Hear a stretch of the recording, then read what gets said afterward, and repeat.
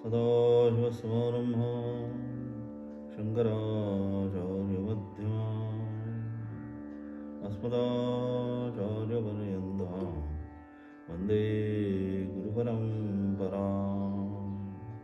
श्रुतिस्मृतिपुराणानाम् आलयं करुणालयं नमामि भगवत्पादं शङ्करं लोकशङ्करम्। शङ्करं शङ्कराचार्यं केशवं बादरायणं सूत्रभाष्यकृतौ वन्दे भगवन्तौ पुनः पुनः। ईश्वरो गुरुरात्मेति मूर्तिभेदविभागिने व्योमोद्व्याप्तदेहाय दक्षिणामूर्तये नमः. चालू असणारा कठोपनिषद आणि कठोपनिषदामध्ये असणारा 10वा मंत्र, यदेवेह यदमुत्त यदमुत्र तदन्यः प्रत्योस मृत्युमाप्नोति य इह नानेव पश्यति. अशा प्रकारे अत्यंत असणारा महत्त्वाचा मंत्र. मागच्या पाठामध्ये आपण काय पाहिलं, 9वा असणाऱ्या मंत्राच्या माध्यमातून हे संपूर्ण जे जगत आहे, हे संपूर्ण जगत काय आहे, परब्रह्म स्वरूपच आहे. ब्रह्माच्या व्यतिरिक्त अन्य काही नाही या ठिकाणी. म्हणून मागे पुन्हा सांगितलं, अभिन्न निमित्त उपादान कारण परमेश्वर. हे जे वाक्य आहे हे व्यवस्थित ऐकून आणि व्यवस्थित आपल्या बुद्धिपटलावर प्रिंट करून ठेवायचं. परमेश्वरा व्यतिरिक्त निमित्त कारण सुद्धा परमेश्वराचे, उपादान कारण सुद्धा परमेश्वराचे. परमेश्वराच्या व्यतिरिक्त जे काही आहे, दिसतंय, भासित होतंय, ते सुद्धा परमेश्वराचे. फक्त दृष्टी सृष्टी न्यायेनं, ज्याची जशी दृष्टी असते त्याप्रमाणे त्याला सृष्टी दिसते. हे सर्वसाधारण आपण आपल्या सगळे जे आहे व्यवहारामध्ये, मी तुला किती समजून सांगितलं, तुला किती असं केलं, पण तुझी आता दृष्टीच तशी झालेली आहे. तुला वक्रच दिसतं. कितीही चांगलं केलं तरी तुला ते वाईटच दिसतं. म्हणजे काय, जशी ज्याप्रमाणे दृष्टी करून घेतली त्याप्रमाणे सृष्टी, त्याचे विचारसुद्धा त्याप्रमाणेच होत जातात. आणि म्हणून इथे काय सांगितलं की संपूर्ण काय केलं पाहिजे, साधक जो आहे किंवा ज्याच्यामध्ये समाधी षटक संपत्ती आदी, अमानित्व आदी दैवी गुणसंपत्ती निर्माण झालेला आहे, असा जो साधक आहे त्याची काय दृष्टी होणार आहे, त्याची दृष्टी अनुषंगाने कुठले, गीता ज्याप्रमाणे म्हणते वासुदेव सर्वम, ही दृष्टी आहे. ही दृष्टी सर्वत्र होणार आहे. सर्व जे आहे वासुदेव स्वरूपच आहे. विद्या विनय संपन्ने ब्राह्मणे गवी हस्तिनी शुनिजैव स्वपाके च पंडिता समदर्शन. हा समदर्शन होणार आहे. उत्तमा सहजावस्था सांगितलं. सहज अवस्थेमध्ये सर्वत्र समदर्शन तो पाहत असतो. म्हणजे अशा प्रकारे ज्यावेळेस त्याची दृष्टी होईल, याला म्हणतात समदर्शनाची दृष्टी. ही साधकाच्या वेळेस ज्यावेळेस होईल त्यावेळेस तो साधक सिद्ध अवस्थेपर्यंत सहज काय होतो, अगदी सहज ती सिद्ध अवस्था आहे, ती सिद्ध अवस्था त्याला प्राप्त होते. आणि म्हणून या अनुषंगाने हे सगळं जे आहे, जप जाप तप विधी, हे काही जे आपण करतो, व्रत वैकल्य, चित्तशुद्धी करता म्हणून जे जे आपण काही करत असतो, मग तो जप का असना, राम कृष्ण हरी ओम नमः शिवाय, श्रीराम जय राम जय जय राम, हे सगळं जे आपण करत आहोत, हे सगळं कशासाठी करतोय हे पण कळलं पाहिजे साधकाला. प्रायमरी पहिल्या स्टेज ती सगळं जे आहे, जप जाप तप व्रत वैकल्य, हे अगदी ज्याला म्हणतो आपण प्रायमरी KG, त्या अनुषंगाने ते सुरुवात आहे. मग कशासाठी करतो आपण हे पण कळलं पाहिजे. देव पहावयासे गेलो तिथं देव होऊन ठेलो. परमेश्वर प्राप्तीसाठी हे सगळं. आणि परमेश्वर प्राप्त केव्हा होईल, ज्यावेळेस ते चित्त अत्यंत शुद्ध असेल. आरशावर प्रतिबिंब कधी दिसेल, ज्यावेळेस चित्तचं प्रतिबिंब या ठिकाणी आपण म्हणतो, बरोबर आहे. तत्वबोधामध्ये झालं काय, चित्त प्रतिबिंब, त्याचा असणारं प्रतिबिंब कुठे पडलं, या ठिकाणी अंतःकरणामध्ये. आणि ज्या क्षणी पडलं त्यावेळेस काय झालं, मग ती अविद्या, त्या मायेने त्याला ग्रहण करून काय झालं, मग तेच असणार सच्चिदानंद स्वरूप परमात्मा तोच या ठिकाणी जीवभावाला प्राप्त झाला, असंच सांगितलं तो उदाहरण. बरोबर आहे. आणि म्हणून अशा प्रकारे मग ते स्पष्ट दिसायचं असेल तर मग काय केलं पाहिजे, त्याच्यावरची असणारी मलिनता जी आहे ती दूर केली पाहिजे. तसं या ठिकाणी सुद्धा अंतःकरणामध्ये असणारी मलिनता, काम, क्रोध, लोभ, मोह, मद, मत्सर हे सगळं दूर केलं पाहिजे. म्हणजे दूर करण्यासाठी काय केलं पाहिजे, तिथं सात्विक गुणसंपत्ती, दैवी गुणसंपत्ती ही जी आहे ही त्या ठिकाणी आपण काय केलं पाहिजे, निर्माण केली पाहिजे. आणि एकदा अशा प्रकारे दैवी गुणसंपत्ती निर्माण झाली, अंतःकरण शुद्ध झालं की तिथेच मग त्याला कुठेही जायचं गरज नाही. या ठिकाणीच म्हणून या ठिकाणी अध्यात्मविद्येमध्ये किंवा ब्रह्मविद्येमध्ये अत्यंत महत्त्वाचा विषय कोणता, की ब्रह्मविद्या प्राप्त करण्याकरिता अतिशय महत्त्वाचा मुद्दा आहे हा. या ठिकाणी ब्रह्मविद्या प्राप्त करण्यासाठी कुठे जायचं नाही. हा तिकडे गेला आणि त्याला ब्रह्मविद्या प्राप्त झाली, तो अमुक ठिकाणी गेला त्याला ते प्राप्त झालं, कुठेही जायचं नाही. ठाईचं बसूनी करा एक चित्त, ज्या ठिकाणी आहे त्या ठिकाणीच. मग करायची काय साधना, जे जे मानलं, काय मानलं, हे माझं आहे, ते माझं आहे, ते माझं आहे, ते दादा सांगतात. मृत्योस्स मृत्युम आपनोती, काय कोण, यहनानेव पश्यती, तो मृत्यूलाच प्राप्त होतो. कोण मृत्यूला प्राप्त होतो, की या जगतामध्ये जो नानात्व दर्शन करतो, हा अमुक माझ्यापासून भिन्न, तो भिन्न. म्हणून सांगितलं द्वैताद्वै भयम भवती, सांगितलं शास्त्राने. भीती कधी, तो माझ्यापासून भिन्न आहे भावना ज्यावेळेस आपल्या मनामध्ये निर्माण होते, त्याच वेळेस आपल्याला काय होतं, भीती निर्माण होते. अरे तो मत भिन्न आहे, मग त्याच्यापासून मला काय हानी होईल का. पण सगळंच अद्वैत आहे, द्वैतच नाही. मग त्या ठिकाणी भयच राहणार नाही. सर्वम खल्विदम ब्रह्म आहे, सगळं ब्रह्मच आहे. कोण कोणापासून भिईल, कोण कोणाला हे करेल. आणि अशा प्रकारची जी दृष्टी आहे ती दृष्टी या ठिकाणी काय, साधकाला या सगळी जी आहे साधना, श्रवण, मनन, निध्यासना, त्याच्या पूर्वीची पण असणारे, आता सांगितलं जप, तप, व्रत, वैकल्य, सगळं जे आहे हे सगळं काय, हे सगळ्या साधनेची परिपूर्तता. यज्ञो दानं तपश्चैव पावनानि मनीषिणः. अलग अलग यज्ञ, दान, तप हे सोडायचं नाही. कारण ते कायम आपल्याला काय करणार आहे, पवित्र करणार आहे, शुचिर्भूत करणार आहे, शुद्ध करणार आहे, अंतःकरणामध्ये येणारी मलिनता दूर करणार आहे. पण जोपर्यंत म्हणून उर्वारुक इव बंधनान प्रत्यर्मोक्षीयमामृताहात, कुठपर्यंत, हे सगळं नॅचरली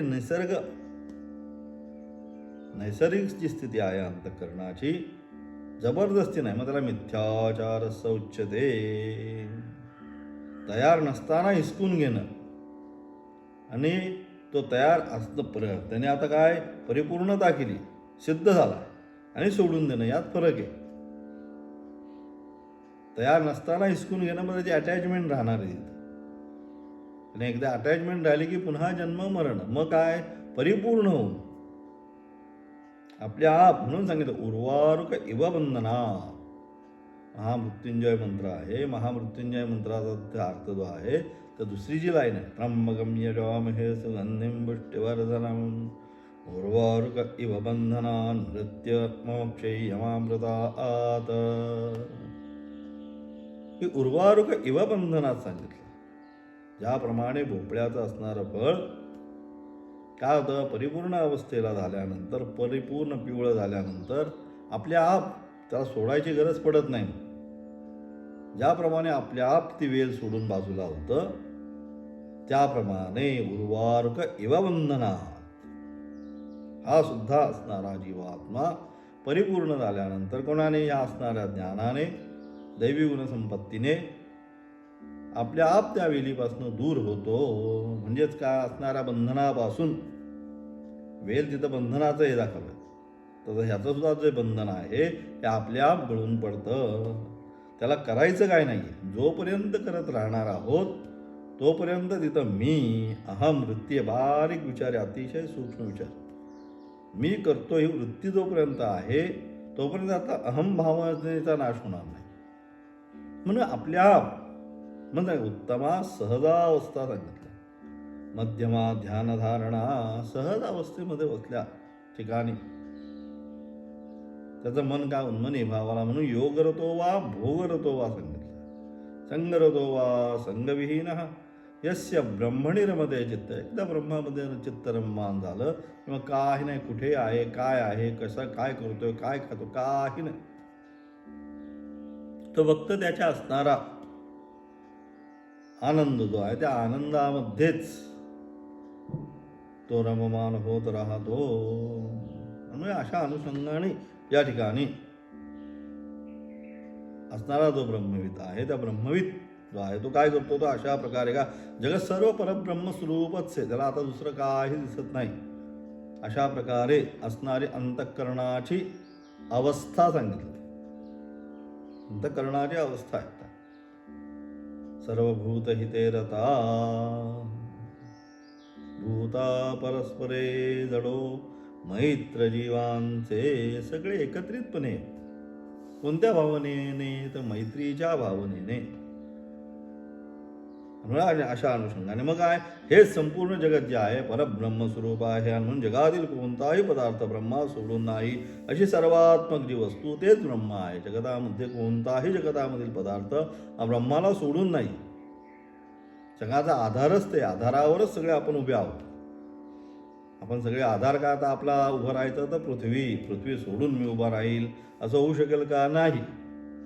कुठे जरी उभं राहिलो तरी आधार पृथ्वीच आहे.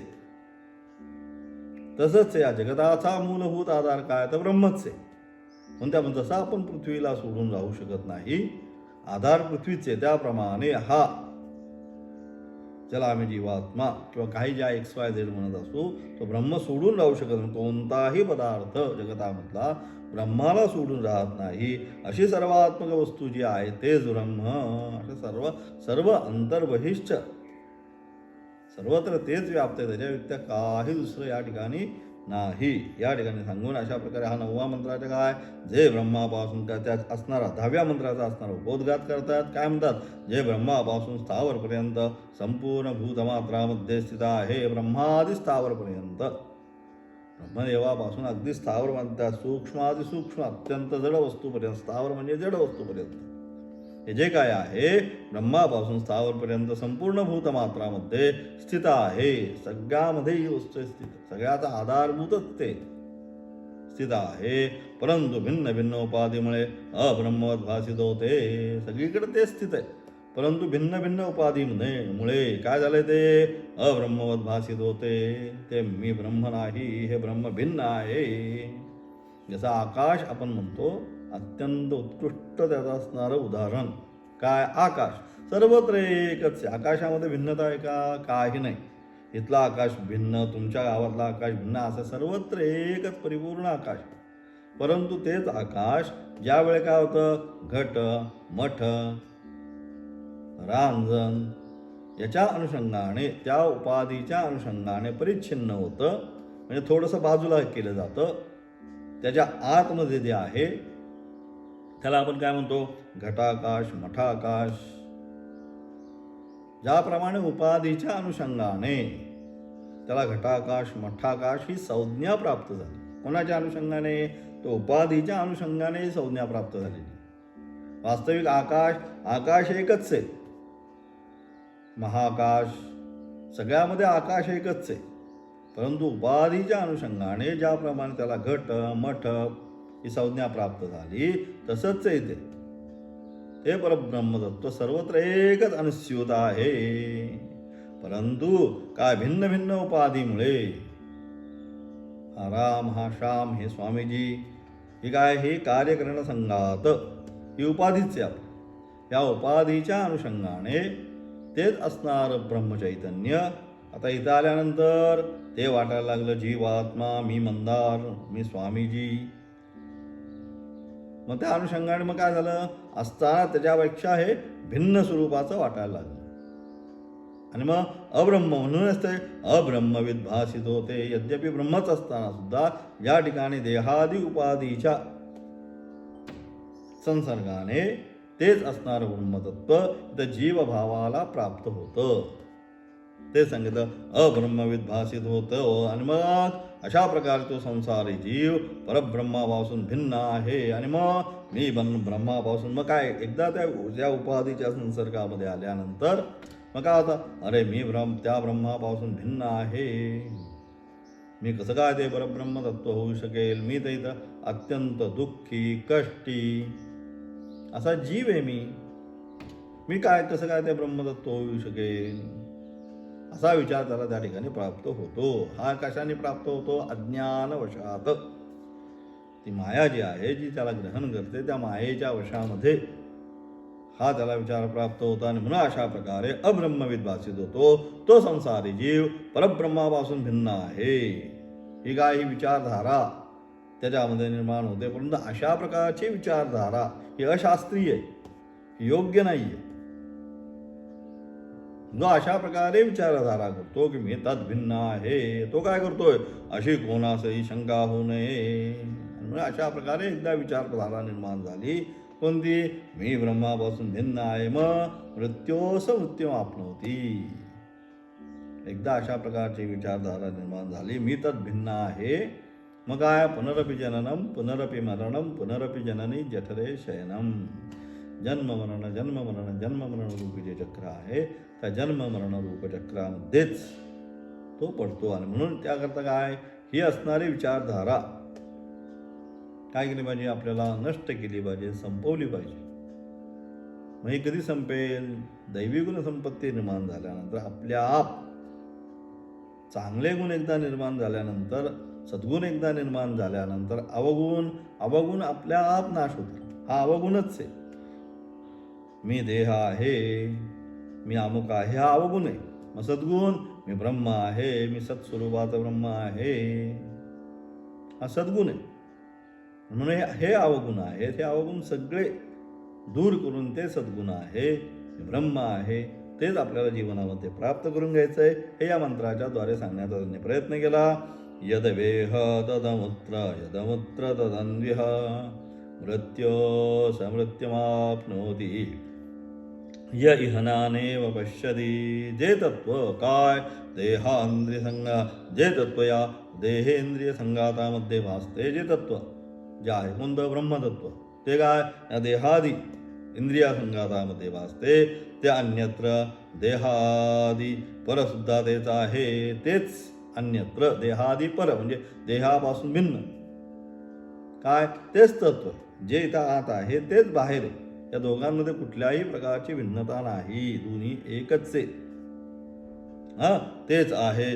जे अन्यत्र आहे तेच इथं आहे, जे बहिर आहे तेच आत आहे, आणि जे इथं आतमध्ये आहे तेच बहिर आहे. दोघांमध्ये कुठल्याही प्रकारची भिन्नता नाही. ज्याप्रमाणे विद्युत अनेक उपकरणं जरी असली, मोबाईल आहे तर आता रेकॉर्डिंग होतं आहे, हे पेटी वाजतीये, लाईट चालू आहे, पंखा चालू आहे, अनेक फ्रीज चालू आहे, या सगळे जरी अनेक अवयव किंवा नानाविध या जरी वस्तू असल्या तरी या नानाविध वस्तूमध्ये असणारी ज्याप्रमाणे विद्युत शक्ती, ज्याच्यामुळे ह्या नानाविध वस्तू आपणास चलित होतात, त्याच्यामध्ये असणारी ज्याप्रमाणे विद्युत एकच आहे का भिन्न आहे. माईकमध्ये विद्युत भिन्न, या पेटीमध्ये भिन्न, या लाईटमध्ये भिन्न, असं काही येतं का तिथनं की ही फक्त लाईट चालेल ह्याच्यापासनं ह्या विद्युतपासनं फ्रीज चालेल, या विद्युतपासनं पेटी चालेल, असं काय असेल तर असंख्य आत्ता जेवढ्या वायरी असतात प्रत्येकाची वेगळी म्हणल्यानंतर असंख्य लाईन टाकायला लागतील त्यांना. मग या सगळ्यामध्ये असणारं विद्युत उपकरणं जरी अनेक असली तरी त्यामध्ये असणारी विद्युत शक्ती एकच असते, ती बदलत नाही. तसं ही सगळी उपकरणच आहे. कोणती, कार्यकरण संघात स्वरूप. जेवढे म्हणून ब्रह्मादी स्तंभापर्यंत सांगितलं, ब्रह्मादी पिपीलिकापर्यंतम, हे सगळ्यामध्ये असणारं ते चैतन्य आहे. सगळ्या उपकरणामध्ये असणारी विद्युत शक्ती ज्याप्रमाणे एक आहे, त्याच्यामध्ये भिन्नता नाही, त्याप्रमाणे ब्रह्मादी पिपीलिकापर्यंत असणारे सगळे कार्यकरण संघात त्यामध्ये असणारी ती चेतनाशक्ती, त्यामध्ये कुठल्याही प्रकारची भिन्नता नाही, ती एकच आहे. आणि म्हणून अशा प्रकारे परंतु अशी एक असताना सुद्धा जो साधक काय करतोय, परंतु जो साधक या तत्वामध्ये नानात्व पाहतो एकच आहे, तरी सुद्धा जो साधक अज्ञानवशात भिन्नता पाहतो, मी भिन्न, तू भिन्न, तो भिन्न, हे सगळे आपण एकमेकापासून भिन्न भिन्न स्वरूपाचे आहोत अशा प्रकारे पाहतो, तो मृत्यूपासून पुन्हा मृत्यूकडे जात राहतो. तो जो आहे तो मृत्यूस मृत्यू आपणवती, तो मृत्यूकडून पुन्हा मृत्यूकडेच जात राहतो. म्हणजेच काय, मृत्यूकडून मृत्यूकडे जाणे म्हणजे जन्म आणि मरण रूप संसारच त्याला प्राप्त होतो. पुनरपि जननम पुनरपि मरणम पुनरपि जननी जठरे शयनम, जन्म मृत्यू जन्म मृत्यू जन्म मृत्यू, काही नाही. किती वेळा जन्मा यावे, नित्य व्हावे फजित सांगितलं. जन्माला येणं म्हणजे काय, आपण आपल्या हाताने आपली फजिती करून घेणं. फजिती जर करून घ्यायची नसेल तर मग काय केलं पाहिजे, ते जे आत्मतत्व आहे सर्वांमध्ये अनुस्यूत असणारे जे अपराण विद्युत एक आहे, त्याचप्रमाणे सर्व देहामध्ये असणारं, म्हणून विश्व स्वधर्म सूर्ये पाहो सांगितलं माऊलींनी त्या ठिकाणी. सगळं एक नाही, सगळं विश्व. कोणता सूर्य पाहो, हा तर सूर्य आहेच, परंतु स्वधर्मरूपी सूर्य पाहो म्हणजे काय, प्रत्येकाला आत्मज्ञान प्राप्त हो, एवढा महान अर्थ त्या प्रसादानामध्ये लिहिलेला. प्रत्येक जीवाला, सगळ्या विश्वामध्ये असणारा प्रत्येक जीव जो आहे, प्रत्येक जीवाला विश्वस्वधर्म सूर्ये पाहो, या प्रत्येकाला ते आत्मज्ञान जे आहे ते आत्मज्ञान आपल्या जीवनामध्ये प्राप्त हो. आणि एकदा ते आत्मज्ञान प्राप्त झालं की मग काय, आत्यंतिक दुःखाची निवृत्ती आणि निरतिशय आनंदाची प्राप्ती. ब्रह्मविद ब्रह्मैव भवती, तो ब्रह्मविद जो आहे तो ब्रह्मच. मग काय, यथाजस्यन्दमानाः समुद्रम अस्तम यहंती नामरूपे विहाय, त्या अनुषंगाने समुद्रामध्ये ज्याप्रमाणे नदी एकदा गेल्यानंतर काय होते, समुद्रच होते, तसं एकदा यांनी ब्रह्म काय हे जाणून घेतलं, काय तो ब्रह्मस्वरूपच होतो. हे सारासर या मंत्राच्या द्वारे सांगण्याचा अतिशय सुंदर अर्थ या मंत्राच्या द्वारे त्यांनी सांगितलं. आचार्यांचं असणारं भाष्य, आचार्य काय म्हणतात, यत ब्रह्मादिस्थावरांतेषु वर्तमानं ततद उपाधित्वात् अब्रह्मवत् अवभासनं संसारयन्ति यत् परमस्मात् ब्रह्मणः इति मा भूत कस्यचित्. आचार्यांचं असणारं भाष्य, आचार्य काय म्हणतात, परंतु काय, ब्रह्मादी स्थावरांत उपाधीचे ठिकाणी, ब्रह्मापासून स्थावर म्हणजे ब्रह्मापासून ते अत्यंत स्थावर म्हणजे जड वस्तूपर्यंत, स्थावर म्हणजे अत्यंत जी जड वस्तू आहे तत्पर्यंत, ब्रह्मादी स्थावरांत उपाधीचे ठिकाणी असणारे जे संसारी जीव चैतन्य, हे प्रत्येकाच्या ठिकाणी असणारं संसारी जीव चैतन्य, जीवभावाने असणारं चैतन्य. म्हणजे प्रत्येकाला आपण म्हणतो मी जीवात्मा, जीवात्मा गेला, जीवात्मा आला, मग हे जे संसारी जीव चैतन्य आहे ते काय असणारे संसार जीव चैतन्य ते परब्रह्मापासून वेगळे आहे. ते काय, ते परब्रह्मापासून वेगळं आहे. तसेच अनेक विरुद्ध धर्माने ते युक्त असल्याने जीव व ब्रह्म यांचे ऐक्य होणे कदापि शक्य नाही. आणि म्हणून अशा प्रकारे ते त्या ब्रह्मा ही शंका येते, सिद्धांत नाही आहे, हा शंका आरंभ केली त्यांनी. काय अशा प्रकारे हे संसारी जीव चैतन्य आहे, ते संसारी जीव चैतन्य परब्रह्मापेक्षा वेगळे आहे. कारण का, तसेच अनेक विरुद्ध धर्माने ते युक्त असल्याने जीव आणि ब्रह्म काय, चिदानंद रूप शिवोहम सच्चिदानंद स्वरूप आहे ते ब्रह्म. आणि जीव सुखी, कष्टी, दरिद्री, अमुक तमुक नानाविध त्याच्यामध्ये निगेटिव्हिटी आहे.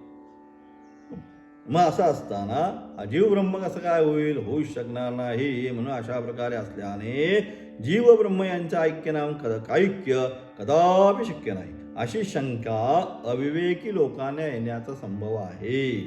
की अशा प्रकारे अरे हा जीव तर कष्टी आहे, दुःखी आहे, महा कसं ते ब्रह्मतत्व होईल? ते ब्रह्मतत्व तर कसं आहे? चिदानंद रूप शिवोहम शिवोहम सच्चिदानंद स्वरूप, सच्चिद आनंद स्वरूप आहे ते, आणि हा दुःख स्वरूप आहे. मग हा जीव ते ब्रह्मतत्व कसं काय होईल, अशी शंका सर्वसामान्य जे अज्ञानी आहे त्या अज्ञानी जनांना होईल. पण त्या शंकेचं आता उत्तर देतात. आणि म्हणून अतिशंका अविवेकी लोकांना येण्याचा संभव आहे. ते त्या शंकेचं निवारण ही सगळ्यांना येणारी शंका, आणि म्हणून या शंकेचं असणारं निवारण काय या मंत्रामध्ये त्यांनी केलं आहे. या शंकेचे निवारण या मंत्रामध्ये केले आहे. जे चैतन्य या जीवरूप उपाधीमध्ये आहे, जे चैतन्य, आता मी बोलतोय हे करतोय म्हणून त्या ठिकाणी केन उपनिषदमध्ये सांगितलं, केनेशितं पतितं प्रेषितं मनः केन प्राणप्रणप्रयतियुक्तः केनेशितां वाच इमां वदन्ति चक्षुश्रोत्रं गवद्देव उनक्ती. या सगळ्याच्या मागे श्रोत्रस्य श्रोत्रम, श्रोत्राचा पण श्रोत्र, मनसो मनोयत, मनाचं सुद्धा मन म्हणजे काय, त्याला प्राप्त होणारी शक्ती. कान आहेत पण अनेक जणांना ऐकायलाच येत नाही. पण ती जी शक्ती आहे ती शक्ती कोणाची? ती शक्ती त्याची. त्या शक्तीनेच तो बोलतो, पाहतो, ऐकतो, याच्या काय सगळ्या आम्ही क्रिया करतो पंचज्ञानेंद्रियाच्या. याच्या मागे असणारी शक्ती जी आहे ती त्याचीच आहे. म्हणून अशा प्रकारे काय, जे चैतन्य या जीवरूप उपाधीमध्ये या कार्यकरण संघातामध्ये आहे तेच अमूत्र म्हणजे कारणोपाधी ईश्वर जे आहे, जो ईश्वर जो आहे त्या ईश्वराच्या ठिकाणी जे चैतन्य आहे तेच या जीवभावामध्ये सुद्धा तेच चैतन्य आहे. चैतन्यामध्ये फरक नाही. तेच कारणोपाधी जो ईश्वर त्याच्या ठिकाणी आहे. कार्यकारण उपाधी कार्यकारण उपाधीने जे जीव ईश्वररूपी चैतन्य ते अविवेकी लोकांना उपाधी भेदामुळे जरी वेगळे भासत असले, यद्यपि काय कार्यकारण भेदामुळे, ते कार्यकारण शरीराच्या भेदामुळे, कार्यकारण भेदामुळे शारीरिक भेदामुळे, कार्यकारण रूप उपाधीमुळे जे जीव ईश्वर रूपी चैतन्य तेच काय, ते अविवेकी लोकांना, यद्यपि ईश्वरामध्ये असणारं चैतन्य आणि जीवामध्ये असणारं चैतन्य ते काय, अविवेकी लोकांना काय होत आहे, उपाधी भेदामुळे, तुझ्यापासून मी भिन्न आहे, हे काय उपाधी भेद आहे. या उपाधी भेदामुळे जरी वेगळं भासत असलं, यद्यपि हे दोन्ही काय आहे, हे दोन्ही यद्यपि वेगळे भासत असले तरी सुद्धा विवेकी लोकांना लक्षणावृत्तीने विरोधी अंशाचा त्याग करून अविरोधी चैतन्य एकच आहे. तसेच कारणोपाधीचे चैतन्य तेच कार्योपाधी चैतन्य स्वरूप आहे. आणि म्हणून अशा प्रकारे जे विवेकी आहे ते काय करतात, ते बाकी कार्यकरण संघात नाही बघत, ते त्यातलं तत्त्व पाहण्याचा प्रयत्न करतात. जसं मगाशी सांगितल्याप्रमाणे सगळ्या उपकरणामध्ये असणारी विद्युत एकच आहे, विद्युतमध्ये भिन्नता नाही. तसं या ठिकाणी सुद्धा असणारा कार्यकारण संगत उपाधी भेद जरी असले तर या उपाधी भेदांच्यामुळे परंतु त्याच्यामध्ये असणारं जे आत्मचैतन्य आहे, हे चैतन्य उपाधी भेदामुळे त्याच्यामध्ये कुठल्याही प्रकारचं हे भिन्न ते भिन्नता अशी होत नाही. ते चैतन्य एकच आहे. जीवगत चैतन्य आणि ईश्वरगत असणारं चैतन्य कॉमन आहे, त्याच्यामध्ये भेद होऊ शकत नाही. म्हणून अशा प्रकारे ते जे विभाग्य, म्हणून उपाधी रूपाने जरी भेद असला तरी निरुपाधिक स्वरूपाने ऐक्य आहे. उपाधीने जरी भेद वाटत असला तरी निरुपाधिक स्वरूपाने आकाश एकच आहे, परंतु घट आला मठ आला म्हणून जरी भिन्नता केली तरी आकाश मात्र एकच आहे सगळ्यामध्ये असणं. तसं स्वरूप एक ऐक्य आहे. जीव ब्रह्माचा अभेद दृढ करण्यासाठी उपाधिप्रयुक्त जो भेद त्याची श्रुतीने निंदा केलेली आहे. आणि म्हणून अशा प्रकारे जीव आणि काय त्या ठिकाणी असणारा जीव आणि ब्रह्माचा अभेद दृढ करण्यासाठी उपाधिप्रयुक्त जो भेद याच्यामध्ये असणारा जो अभेद आहे हा दृढ करण्यासाठी, म्हणजे जीव म्हणजेच ब्रह्म हा विचार दृढ करण्यासाठी उपाधिप्रयुक्त जो भेद आहे त्या उपाधीमुळे हा भेद झाला. आणि म्हणून या उपाधीची या ठिकाणी काय या उपाधीची आणि म्हणून उपाधिप्रयुक्त जो भेद आहे त्याची काय केली, श्रुतीने निंदा केली आहे. जो कोणी अविद्येने मोहित होऊन, एखादा काय करतो अविद्येने मोहित होऊन, काय होतं अविद्येने मोहित होऊन स्वाभाविक भेदशून्य ब्रह्मा त्या ठिकाणी भेदबुद्धी करतो. कशामुळे? तर अविद्या माया. भेदबुद्धी का निर्माण झाली आम्हाला? मी तुझ्यापासून भिन्न आहे, मी तुझ्यापासून भिन्न आहे, ही जी भेदबुद्धी सर्वांना आहे, ही बी भेदबुद्धी सर्वांना का निर्माण झाली? तर आपण सगळे मायेच्या अधीन आहोत आणि मायेमुळे ही भेदबुद्धी आपल्या सर्वांना निर्माण झालेली आहे. तेच सांगितलं का ही भेदबुद्धी ब्रह्माच्या ही भेदबुद्धी मी ब्रह्मापासून वेगळा आहे व ब्रह्म हे माझ्यापेक्षा अत्यंत भिन्न आहे असा समजणारा ही जी भेदबुद्धी आहे, ही कोणामुळे? हे अज्ञान मायेमुळे निर्माण झाली. परंतु असा जो समजतो, असा समजणारा जो साधक जनन मन रूपी जो समुद्र त्यात खितपत पडतो. परंतु जो अशा प्रकारे समजतो मी त्या ब्रह्मापासून भिन्न आहे, मी त्या ब्रह्मापासून, मी हा जीव असा सुखी दुःखी आहे, मी कसं ते सच्चिदानंद स्वरूप ब्रह्म होऊ शकतो, असा जो समजतो तो काय होतो? जन्म आणि मरणरूप जो संसार आहे, या जन्म आणि मरणरूप संसारामध्ये खितपत पडतो. म्हणजे पुन्हा जन्माला येतून पुन्हा मरतो, पुन्हा जन्माला यावं पुन्हा मरणं, एवढंच त्याच्या वाट्याला काम राहतं, बाकी काही राहत नाही. आणि म्हणून तो या खितपत राहतो. मग काय केलं पाहिजे? यासाठी परिपूर्ण स्वरूप विज्ञान एकरस असे जे ब्रह्म ते मी आहे असे जाणावे, म्हणजे तो संसारापासून मुक्त होतो. म्हणून आपण काय केलं पाहिजे? यासाठी आपण काय केलं पाहिजे? तर यासाठी आपण परिब्रह्म स्वरूप परिपूर्ण स्वरूप विज्ञान एकरस असे जे ब्रह्म, ते जे ब्रह्मतत्व आहे ते कसं आहे? ब्रह्म परिपूर्ण स्वरूप, परिपूर्ण आहे.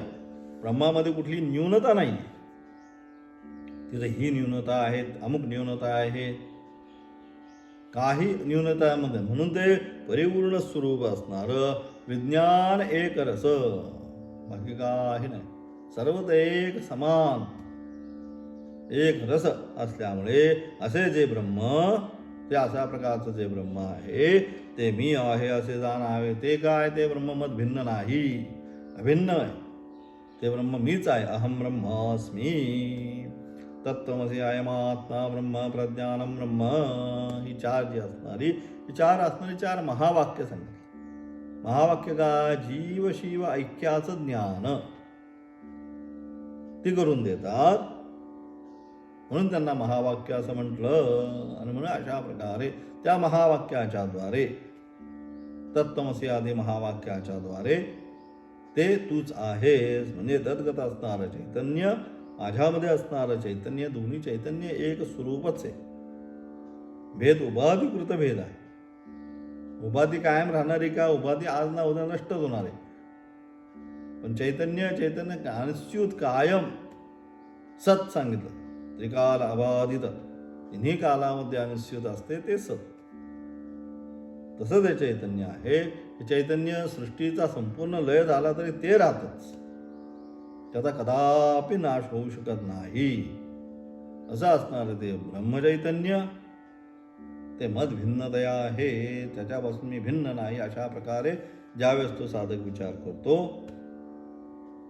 तत्पूर्वी असणारी दैवी गुणसंपत्ती, जप तप व्रत वैकल्य अनेक यांनी जो युक्त होतो, त्याच वेळेस तो साधक ते ब्रह्मपद आपल्या जीवनामध्ये प्राप्त करून मग काय?